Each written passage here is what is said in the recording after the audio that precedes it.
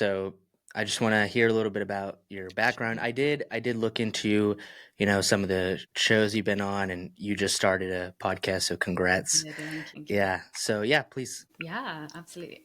Where would you like me to start? Do you want the personal? Do you want the Yeah, professional? The academic? let's hear just a quick background of personal, and then kind of how you got into this professionally. Yeah, absolutely. So, born in Slovakia, raised in the UK, immigrant many times over. I actually got my Canadian passport. I'm in Canada right now.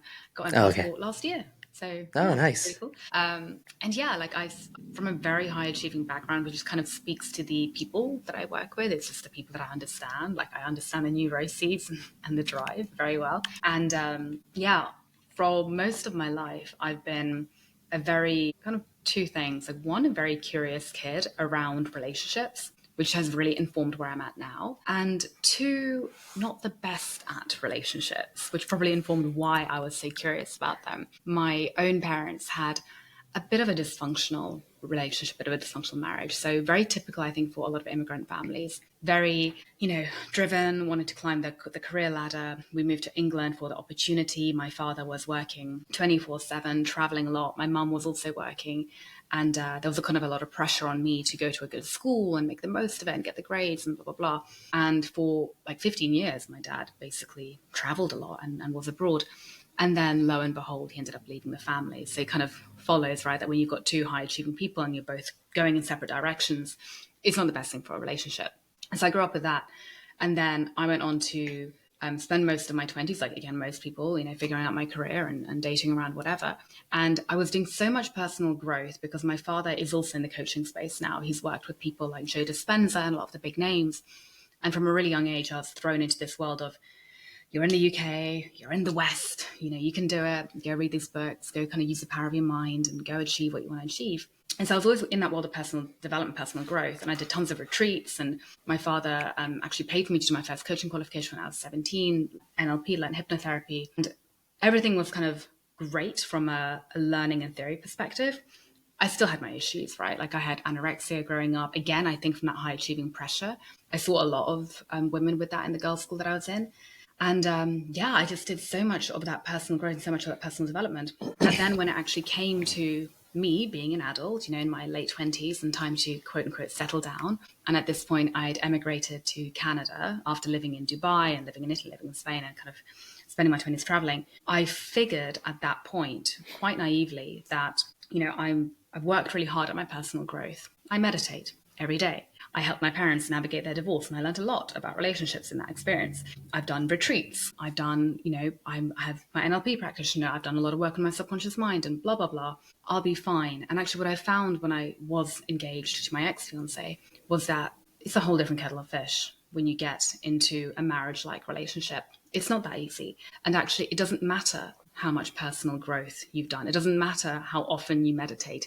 It doesn't matter how much therapy you've done. Relationships are very different to personal development. Very, very different. And so in that space, I kind of had this very humbling reckoning that, okay, I'm now going to have to learn about attachment theory because actually I'm pretty anxiously attached. Fueled a lot of my high achieving lifestyle, right? Fueled a lot of my career drive. And that's when I really started studying relationships, something that I'd been loosely interested in and, looked at academically and, would read about it. And I think like a lot of women, I was very kind of fascinated by the topic. But this time I was like, no, this is serious now. I walked away from that first engagement. I was in my 30s and I want a family, wanted kids, I wanted to settle down. And it was like, well, there's actually a time crunch here. I need to figure this out sooner rather than later, because if I don't, then I could die alone.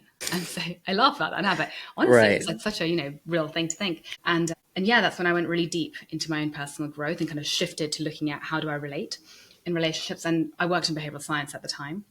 So I was working for a behavioral science consultancy. I'd done my master's degree at Oxford studying masculinity and femininity and communication. So I knew a lot about this stuff already. And this time I really went deep and put on my scientist hat and really began to unpack what is the science of a healthy relationship? How do people show up? How do they manage conflict? How do they manage their own inner triggers? What kind of inner work have they done? And as I studied all of this and applied it all to myself, I then actually in the process went on to meet my husband, which I don't think was kind of serendipity. I think it's kind of logic, right? If you're doing this inner work, at some point it's going to work out for you. And as I started doing executive coaching, as I built my coaching practice, doing what I thought I should do, which is coaching execs and high performance, I realized that actually 9 out of 10 people that I worked with had challenges in their relationship. And whether you're, a CEO and you're in your 50s, or you're a young, high-performing Stanford grad in your 30s, or doesn't matter, relationships are hard. And most people are struggling with them, even if you're single. And that's what made me decide to really drill down on the topic, create my own methodology, which I've trademarked and since been really growing, and start helping people in that arena. So that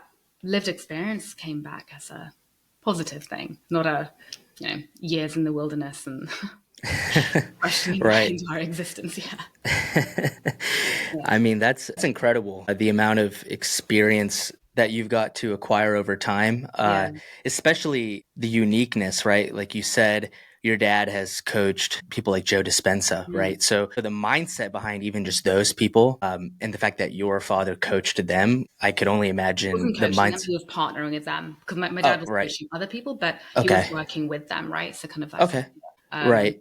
I think my But dad could still, coach just the Joe mindset Dispenza, that like, you do what?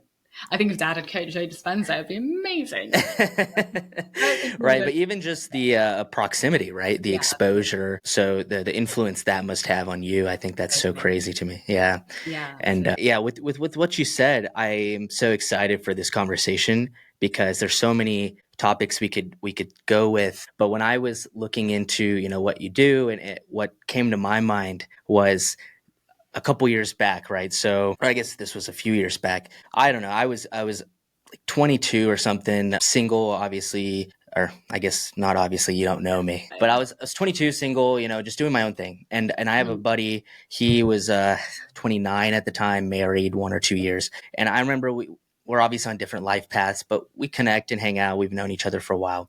And I remember one time we were hanging out, and, we're considerably high achievers. We like to talk about things to do, as you can relate.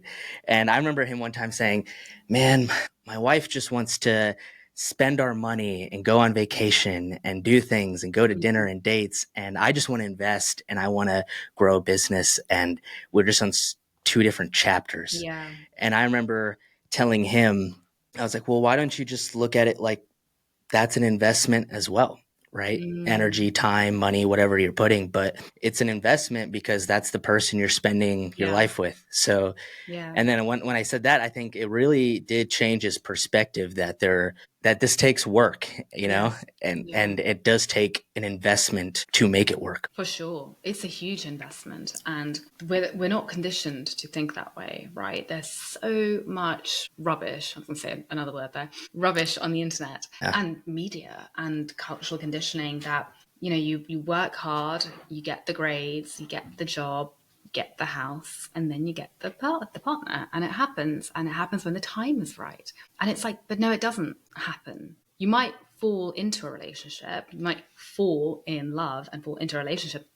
Doesn't mean it's the right partner, doesn't mean it's the best relationship, doesn't mean it's healthy. Falling into something isn't the best you don't fall into anything else in your life. You don't fall into a career. And if you do, then my guess is that you've probably had to work hard at keeping it, right? Or keeping or growing in it. We treat every arena of our life with so much focus and discipline and integrity, from the diet to your exercise to your finances to your home.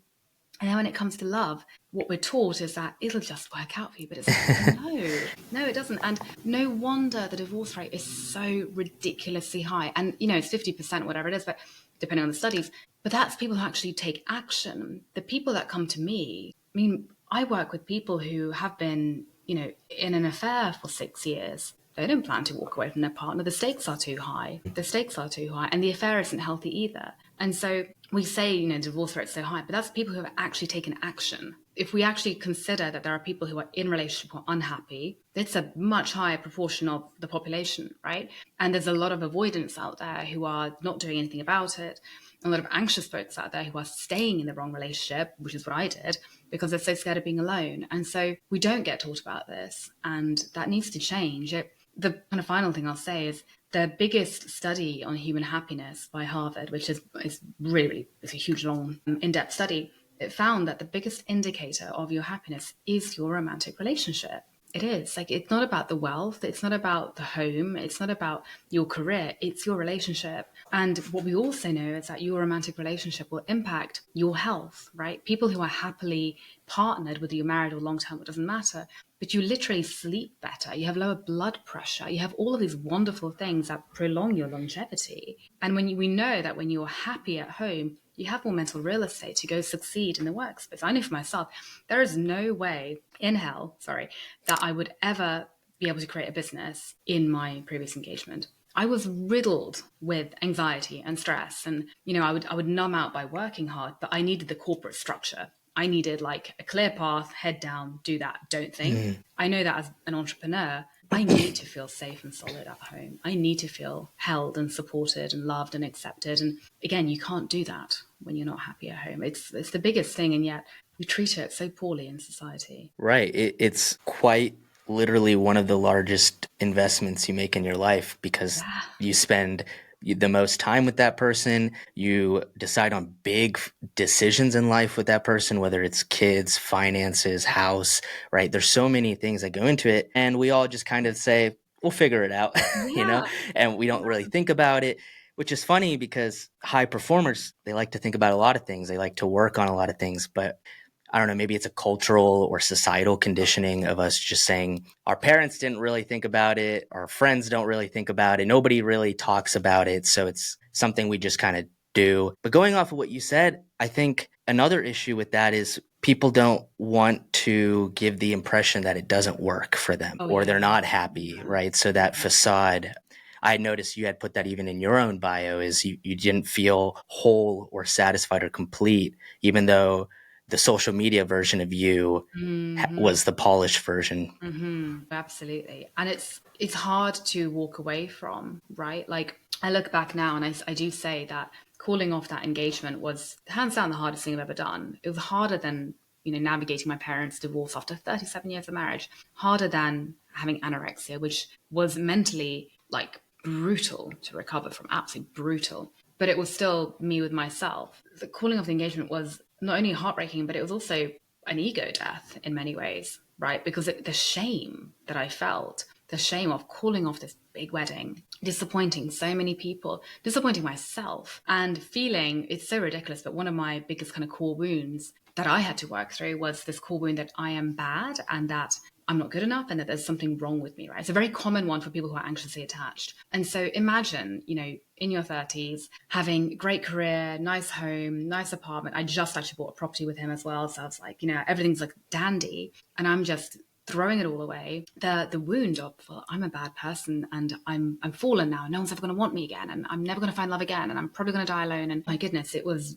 crippling. It was so shameful. And when I work with people who are in affairs, literally having affairs for years on end, and I say to them, well, what does this mean for your marriage?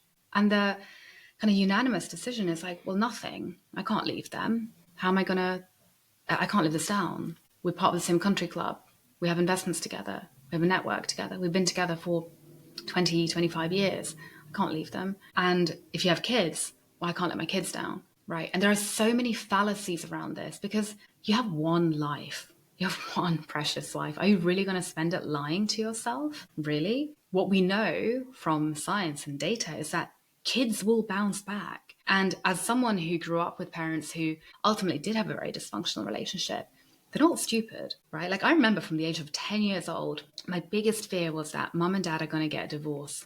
That actually happened 10 years later, but it's like, I think I knew back then, right? I think as a child, I sensed it. And then Yeah. it's like a gaslighting. And so I always say that trying to stay together for the sake of the kids is one of the biggest errors you can make, because not only are you lying to yourself and you're eroding your own self-esteem, you're losing time, you're losing your precious life, you're also actually screwing up your kids. It's much better to practice integrity and honesty and learn to handle difficult conversations and emotions and grow through that, right? Respect your kids. Don't lie to them. Yeah, there's a couple points that came to mind. I studied anthropology, right? So the study of society. So I was so Yeah. excited when I saw that you studied behavioral science. Yeah. Um, and, I think what's interesting is the idea about the kids, right? The parents tend to think that the kid doesn't know. or Yeah. doesn't know better, or we can just lie or gaslight or whatever, Yeah. just Yeah. trick Yeah. them. But like you said, what's so interesting is what I think is happening here is kids have this deep survival mechanism, Mm. obviously, because they're children and they need to protect themselves in some manner. So they have a strong intuitive sense, but the conscious, behavioral sense is still not there because their brain's developing and whatnot, right? So I think consciously they maybe can't put it together. But like you said, there was an intuitive, Mm. something's off here. Totally. And what I think is so tragic about that is then it becomes the kid's responsibility after you get older to Yes. piece it together, Yes. heal, figure it out. Yes. And at the end, you feel defeated, you Yep. feel like confused, right? So I really do think, like you said, kids are smart, they're strong, they are Yeah. resilient. And I think being open is the best thing you can do because that provides clarity when they do get older and older. But the other point I was interesting was from an anthropology perspective, you had mentioned when you made that career, or not career shift, life shift in your 30s and you were going to step into the unknown. You mentioned this comment saying, I felt like I thought I was going to die, or I was going to Mm. die alone, right? Mm. Which is so interesting to me that you say that because it's almost like a mechanism in our head, right? It's that fear mechanism of, I don't want to get on stage because everyone's going to laugh at me. Then no one's going to want to be my friend. Then I'm not going to talk to anybody and I'm going to die alone. And Yeah. it's this, you can root back to this idea of survival with Yeah. almost anything. Yeah. Um, so I thought that was funny because you're laughing at it now because you're like, I wasn't going to die alone. Yeah. But But yeah, people I thought it was cool. do. People Hmm. do, right? If you don't No, act on it. yeah, people Hmm. do. I remember I had this. I was actually with that friend last night. We were talking about it on this walk, and I said, people don't really die alone. And she looked at me and she's like, "But they do, Kat. They do." Yeah. And then I went home and I googled it, and I was like, "Oh my goodness, a pretty significant proportion of people, especially women, do actually end up going alone, and plenty of people never find love." I had this naive assumption that everyone finds love eventually. Everyone finds, I don't believe in soulmates. I believe we have multiple soulmates. So I thought people do find, but they don't. Plenty of people actually go through life never having experienced. And I know for myself, I have multiple people who contact me in their 60s, and they tell me that they were maybe, had dates and maybe some kind of loose relationship, but they've never been in a real relationship. They've never been married. They've never known real intimacy. And it's so heartbreaking. It's genuine. Like, those calls just destroy me. They're so upsetting. And they're good people, they're good people. Just they never learned the skills how to do it. Maybe they're introverted, maybe they're shy. I have people like that in my family. It's really sad. Yeah. Really sad. And that's got to be difficult because at that point, you have to work hard at not falling into this sense of scarcity or Yes. neediness, which has got to be the Totally. hardest part because internally you're like, I'm 40, I'm 50, I'm 60, it's like, how many more years do I got versus how Absolutely. many, finding someone. So that's got to be very tough. Absolutely. So many people come to me and yeah, they've never known any intimacy. Right. And that number is rising from Oh what yeah. I could tell. Yeah. Well, By there's like actually 2035 or something. for sure. And there's actually a kind of a science behind why that is, right? At least I have a theory of why that is. And I really think it's because when we think about love and intimacy and relationship, it's very confronting. It's hard. It's not easy, right? It's definitely not easy. And in order to have sustainable love and a connection that lasts, it's a slow burn. It's not a quick dopamine hit. It requires vulnerability. It requires courage. It requires time and patience. It requires difficult conversations. And yes, when you get to the bliss stage of a relationship or a marriage, it is incredible. It's like electrifying soul levels of fulfillment and love and all the good things. But it takes time. And I think that in our current society, and I'm not going to go down a whole kind of capitalist tirade, but we are being conditioned into seeking quick dopamine hits. You don't feel good? Get on social media, go for a scroll, get a few likes, validation. Don't feel good? Go buy something, go on a holiday, get some nice wine, like whatever it might be.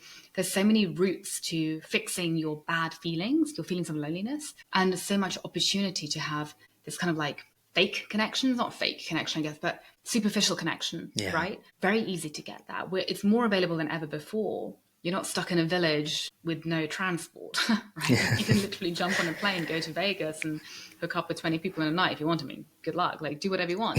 But it's not the long-term happiness. And I just think that as we produce more of this stuff and kind of capitalize on people's vulnerabilities, which I think is really happening. I mean, the dating apps have kind of been exposed as not really geared at helping you find love, right? That's the Oh, statement I'm making there, but the algorithm doesn't really want you to get off the app. So let's think about that. right. And I think it's always crucial to create your own opinions, especially where money flows, Yes. because Yeah. just as much as there is good, there's also bad, right? And if you think about it, those apps use algorithms. And I think at this point, a lot of people are seeing it, but especially in the early days, I remember noticing that the algorithm was skewed based on who I was talking to, right? Mm-hmm. Mm-hmm. When I was in college, a lot more girls and women tend to have tons of matches, hundreds. And then I Yeah. remember I'd chat with guys, and they'd be like, "Yeah, I got maybe 2 this week," and that was like several years ago, right? Yeah. So Yeah. the Yeah. algorithm's gotten stronger, and the whole point is for you to get desperate enough to pay the $30 a month subscription. So Yeah. now that you have an edge in the algorithm, For sure. mm. For sure. Yeah. We've almost turned even finding love into this capitalistic game. For sure, for Hmm. sure. I mean, It's so unfortunate. has been for a while. If you think about it, right? Like I remember when I was living in Dubai, and I mean, Dubai is a wild society to be watching. Watching this. Really? Yeah, I was like, you go to a ladies' night, which I loved back then because I was like, Uh oh, huh. free wine. I get to glam up, and this is really fun. But then I was like, hold on a second. So it's free wine for all the women. We're already glammed up in our heels and mini dresses. We're the bait. Right? Mm. Okay, and then obviously you're luring in the crowd and it was a friend of mine, I can't remember the name of the book, but the book basically distills everything in society down to mating, down Yeah. to procreation, right? Like, got that Rolex? Do you really need that Rolex? Or is it what the Right. Rolex signifies, right? Right. Like, everything's geared at sex and ultimately trying to get that mate, get Right. laid. Right. Which again is, part of the human condition, sure. Like ultimately it's not necessarily a bad thing, but let's not exploit it. Yeah. It's a very potent energy. It's why they say sex sells. It's why Yeah. advertisers use it. It's why OnlyFans exists. I mean, it's so closely tied to money. I mean, mating and money, if you distill it far back enough, like you said. Yeah. Yeah. But as we're going down this conversation, part of me feels as though a lot of the issues stem from also, especially today, right? Maybe not people that have been married for 10, 20, 30 years, but especially today are people that are looking to find partners, Yeah. is confused gender roles or gender identities, Yeah. or roles in a Mm-hmm. relationship. Mm-hmm. And I think that's becoming harder and harder today. And more importantly, it's not being talked about because people are afraid of the backlash that you would face from having an opposed opinion to what's being pushed right now. Yeah, yeah, yeah. Yeah, absolutely. There's just a lot of miseducation I find in the world of relationship. And a lot of it, again, kind of to bring it back to not that we're being anti-capitalist here, but a lot of it's clickbait. A lot of it's clickbait, right? What is clickbait? Like it's all about creating snappy, short, polarizing ideas that will Mm, get people to click, get through to the media platform, whatever it might be, pay for it potentially, and just create division, right? And again, to me, that all that division and this kind of stirring up of drama in a lot of these rhetoric, these discourses, to me is just, it's like attention seeking, it's like capitalist attention seeking. None of it's very educated that I found. I mean, as you know, like I literally study this at Oxford, right? None of it's really founded in any science or evidence. It's just polarizing, divisive stuff that makes for a good YouTube video that will get you right. tons of views and get you ads and make you money. Do you think that's changing slowly or no? I've actually consciously kind of removed myself from a lot of this stuff, which does make me a little bit sad because I'm like, you know what? I spent my entire academic career studying masculinity, studying femininity, like looking at all of this stuff, looking at the science behind it. And it's an area I'm so passionate about, but it's almost like the dialogue, the conversation has become so big and there are so many opinions in it and so many uneducated opinions in it and so much nonsense out there, and I just don't have the patience. I just don't have the interest. I'm like, I don't really enjoy fighting. I don't really enjoy talking to idiots, and so I'm just not gonna engage. And I Yeah. actually don't know what the latest trend is, which is really bad because I feel like I should, right? Like I'm a behavioral scientist, I Right. probably should get out my ivory tower Right. Yeah. What is the latest that you're seeing? I like in terms of this like dating space in social Mm, media, I've noticed definitely an increase in podcasts of, in particular, men inviting women to hear their perspectives. right. And I think that's been a huge hit because you have this conflict on camera of a guy Yeah. and girl fighting, right? So I think that's what gets views. And I think what happened is especially men in this space started to get more polarizing because it got more Mm, views, right? mm, Being rude or just saying crass. Like you don't have to be so mm. crass, but they would do it. And I think it was just because it gets views. I mean, it's Yeah. entertaining, right? Yeah. To Yeah. when someone's rude to someone else, you're like, oh, whoa, and you keep watching. So I think that's really kind of where the space is at. My Mm, honest opinion is, and I was talking to a friend about this the other day or telling him this, and my advice was, take advice from someone you want to be like, right? mhm, So mhm. if they're in their 30s, and here's the thing, they might have great advice. I mean, I could have great advice on relationships, but it's more of um, a way to gauge yourself from Yeah. all that nonsense because there's just so much that you don't know me. So you'd have to watch a ton of my content to see, like, okay, I would take his Yeah. advice, Yeah. right? Yeah. Totally. So I think the best way to streamline that is just say, okay, this guy's 32. He's got two kids and a happy life and a wife. So I'm going to listen to his Mm. advice on dating. Yeah. Um, yeah, Yeah. that's what I think. I agree with you though. I agree with you. And I think there's kind of a balance, right? There's a balance of yes, like I'm happily married. I have lived experience of not a divorce, apart from my parents' divorce, which I was the mediator of, and that was horrible. But with my own engagement, I mean, we had assets joined together, properties and blah blah blah. So to that extent, yes, it was a divorce. I don't have experience of a full blown, hardcore multi-million dollar divorce. That doesn't mean I can't help with it. I Right. get the theory, I get the science, there's an element of lived experience. But the point is that there's an element of that lived experience, right? I'm also happily married, Yeah. right? And I've worked freaking hard at this marriage because nothing's perfect, nothing's easy. Everything requires work. And if you think that it's easy and you're floating along, my hunches are going to be disconnected, right? Yeah. And so, and you're kind of not going as deep into the intimacy and consciousness as you can. And I want a conscious, deep relationship. And so there has to be that lived experience, at least to an extent. It's not that you have to have fully lived through everything to have advice or an opinion or knowledge about it. Absolutely not. That would be madness. What I do find really frustrating in this world, in the relationship space, is the volume of people who have strong opinions on gender or relationships, communication, intimacy, sex, and are single. And when you actually look at the track record, it's like, dude, you've never had a proper relationship. So yeah, you can do all the clickbait, fun stuff and all the drama on YouTube, but it's like, why would we really take your knowledge that seriously? And I don't mean to be harsh here, right? There are plenty of relationship coaches out there who are single, and I don't. That doesn't really compute to me. Like I'm not a multi-million dollar coach helping on managing your millions because well, I don't have that. Yeah. So why would I do that? So I think there Right. is this kind of lack of integrity in the space because it is lucrative or popular or polarizing, gets you attention, whatever it might be. And it's Yeah. not great. I try to be mindful, especially having a podcast and a platform to speak about things that I either know or Yeah. experienced in some manner, right? So I don't really talk too much into finances as of now in life or even dating or marriage because just not there with kids, right? Totally. So I tend to speak on what I know. And I think the unfortunate thing is there's so many strong opinions out there of people just speaking to speak without really thinking it Yeah. through uh, to the point where there's hostility. And I think that's really what people are now afraid to have any opposing views. Yeah. Yeah. Uh, I remember in college, I took a women's gender study class Oh just yeah. out of complete curiosity. I didn't know really anything about it, but I've heard of it. It's very popular of an ideology. So I take it to understand.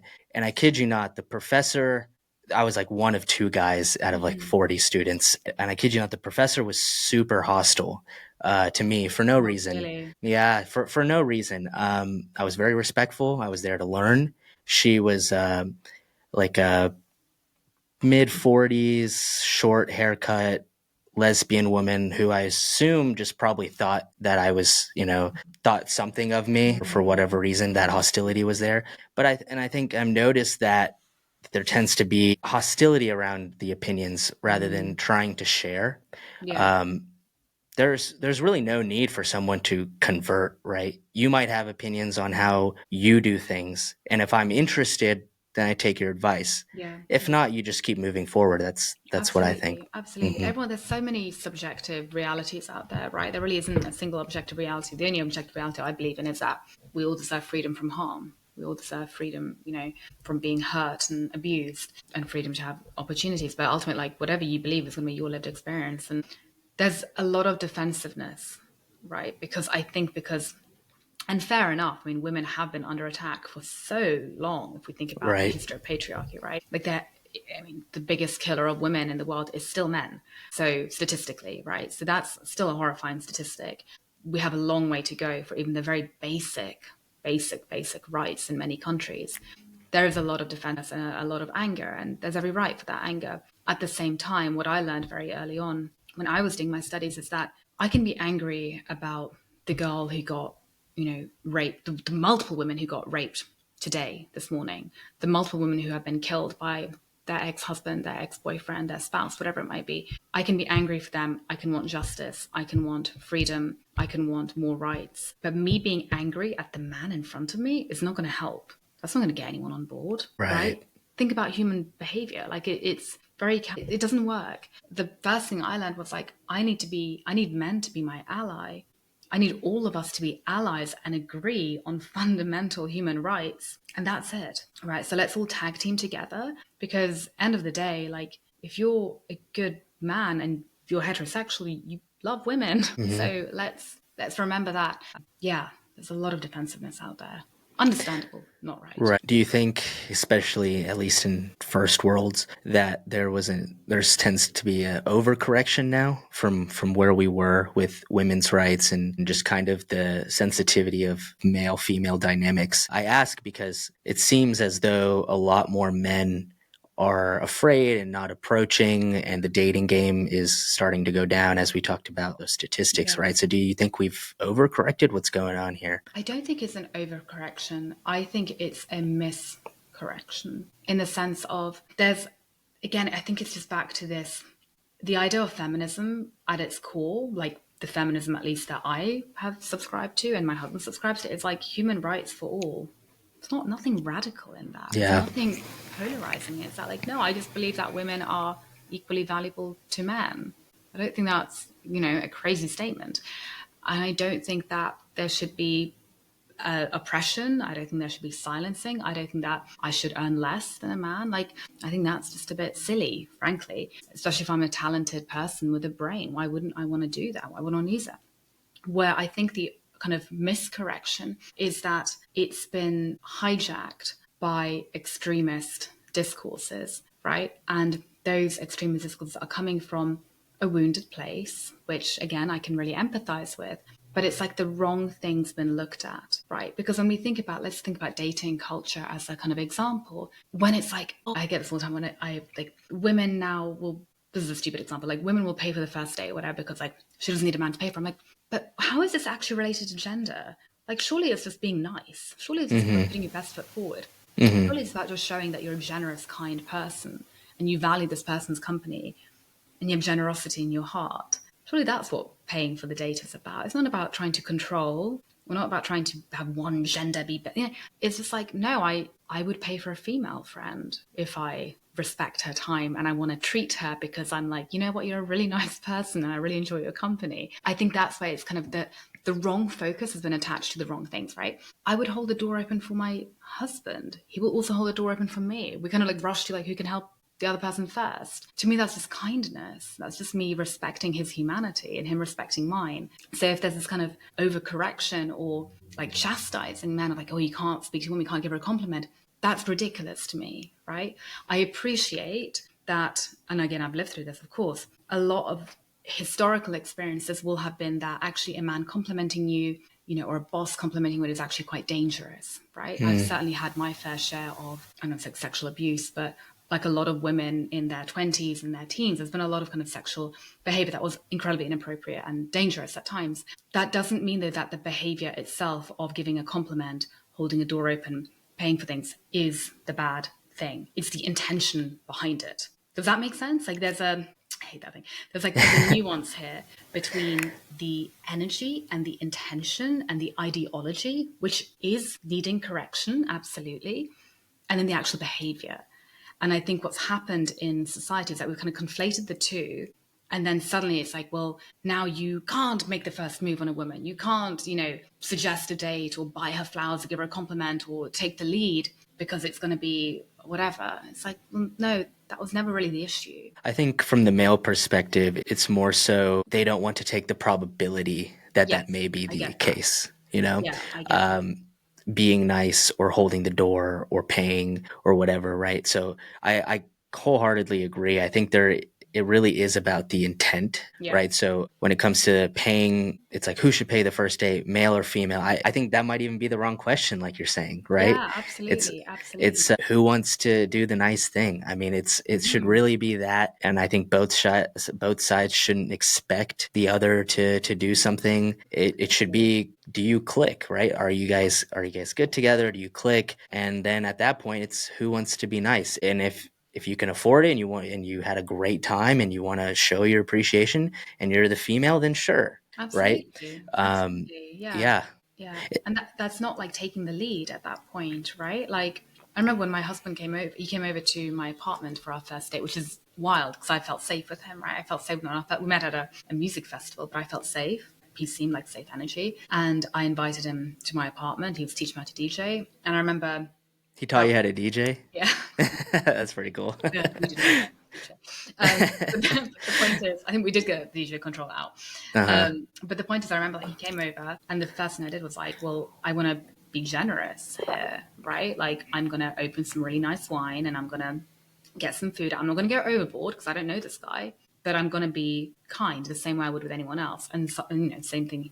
He came with stuff, and then the next date, he paid for a wonderful dinner with wine tasting because he knew I really liked wine, and that wasn't his favorite thing, but it was generosity. And to me, it's this kind of this symbiotic relationship where it's just like you're putting your best foot forward. It's nothing to do with what genital organs you have. It's just like, Yeah. let's just present our best selves and try. And I know you've done so much research and looking into this, but it's gotten to the point where I think masculine energy or what a man ought to be, right? That's talked about so much, especially for young men. Is I think especially today, it's very confusing of what is a real man, what is a man supposed to do. I think it's come to the point where I think the best thing you can do is just live by certain fundamental values and just be a good person. Because at the end of the day, one person's going to say, wow, you wear socks and sandals? That's so not masculine, right? Or someone's going to say, you don't open the door for a girl? You're so not masculine. There's going to be so many opinions like we've talked about.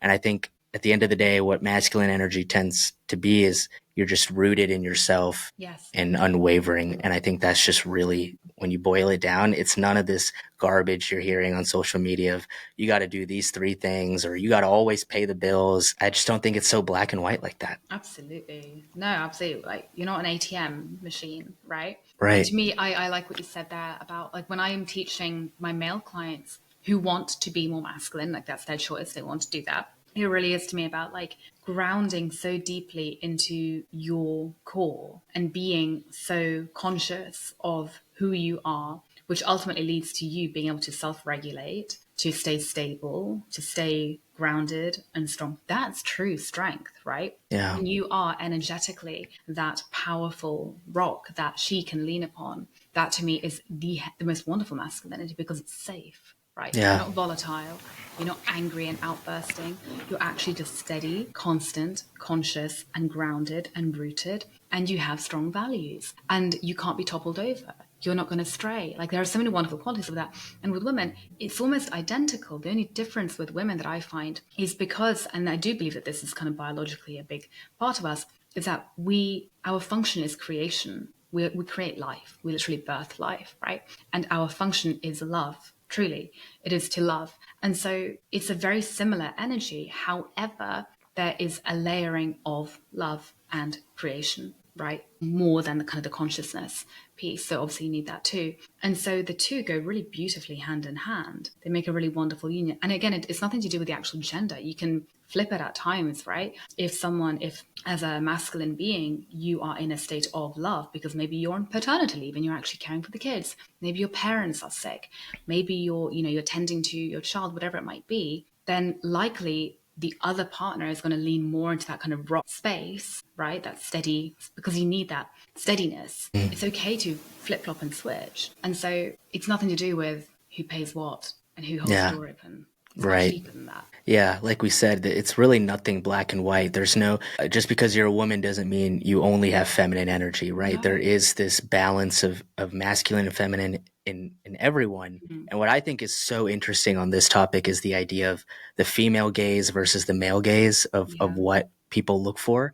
And I find this topic so interesting because it's very true if you think about it, right? So men focus on building muscle or Mm. getting a nice car or a really Mm. nice Rolex or a watch, and they think that's what is going to attract so many women. But what's so interesting that's the male gaze, because what happens is you start getting muscle, guys start coming up to you and they go, "Wow, Yeah. Yeah. you're getting big," or they'll go, "Wow, what kind of engine's in that car?" Right? So it's so funny, and what I've noticed over my years is if you lean into the female gaze, you tend to have a significantly better time attracting the opposite sex to Mm. the point where I would argue it's not even the most masculine, Yeah. right? Going into things that women prefer is not even the most masculine traits. Yeah. For example, charm, right, is something that the female gaze is attracted to. Mm-hmm. But I would argue charm isn't entirely masculine. You're No. somewhat vulnerable, you're open, you have open body language, right? So what Yeah. do you think? Yeah, no, 100%. Like,